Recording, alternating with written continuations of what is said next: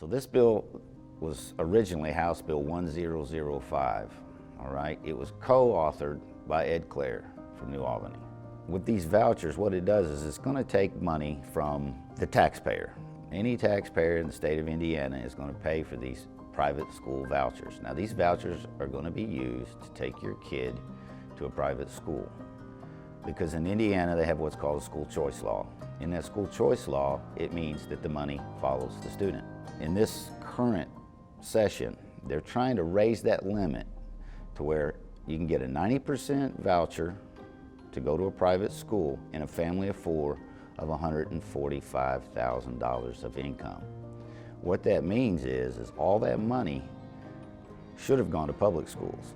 Now it's going to be tens of millions of dollars that are going to, if not hundreds of millions of dollars, that are going to be diverted into the private school system.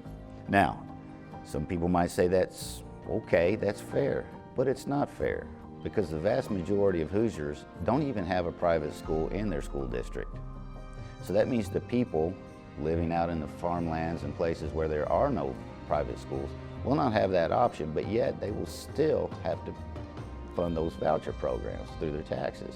The vouchers are so that the people of poverty can get out of poverty and get an education, but yet they're not being used by that population. And our teachers are already, after this year with the pandemic, they're overwhelmed.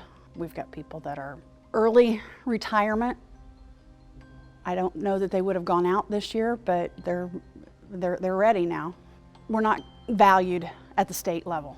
Lack of funding coming to the schools impacts all of our kids, whether they're, whatever color they are, whatever zip code they live in, whatever they want to do. You know, a third of all new funding would go towards vouchers in private schools. I'm really disappointed and unsure why the legislature continues to push this agenda when there's no research that shows it's improving academic achievement and is actually causing harm to our communities in terms of the form of segregating our schools. Indiana has had a fairly long history with using vouchers. That's taking public money and using it for private education.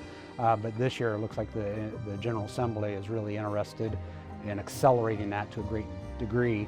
You know, 12 or 15 years ago when this began, our state leaders told us that we had to have vouchers, or we had to take public money and give it to kids for private education, was because you know, certain students were trapped in poverty means, and that we had to have vouchers to help kids out of poverty.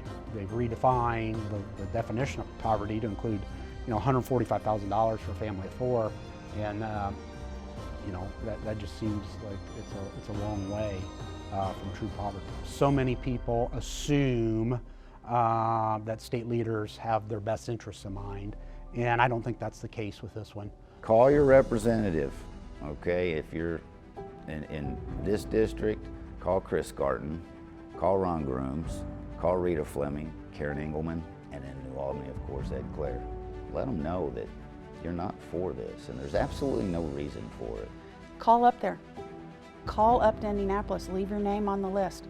And if nothing else, leave the message for him to contact me. I'll talk to him.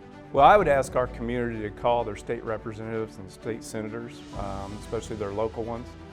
This conversation is going to remain in Indiana for a while, and again, we just need the good people to do the good work so that the right things happen for the common schools.